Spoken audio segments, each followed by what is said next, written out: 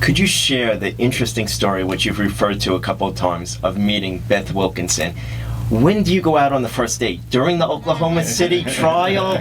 What happens when? Well, so Beth is older than I am. She's 8 years older than I am, and she was talking to my friend Dan Abrams, who at the time was at NBC. And I remember coming up, and I'm David Gregory from NBC, and she just kind of looked at me and was like, "Hi," and I really wasn't that impressed, And so,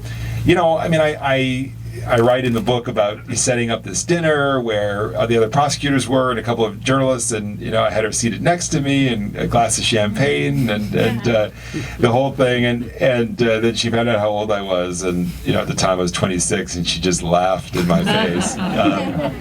But I grew on her over time. I had fallen for her in the course of the case.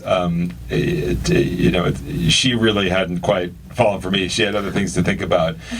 She might have been a little bit, smitten, but didn't really let it show. And but we did get together after that case, after McVeigh, and I didn't cover the Nichols case after that. But yeah, it was, for me, it was not only I fell for this woman who was beautiful and had great legs, and but also to see her. It's starting to sound like Donald Trump. Yeah. I know. But she's approved that line in the book, so I'm okay. But it was also, to see her doing something that was so important for the country and for her career, and that she's so good at. I think for any spouse we can identify, that's a thrill. And I've gone to watch her in court. My wife is a brilliant lawyer, and as a woman at her level, it's very rare, and she has to deal with a lot of crap from men that she encounters, and she's extraordinary. So I've been able to keep that up. It's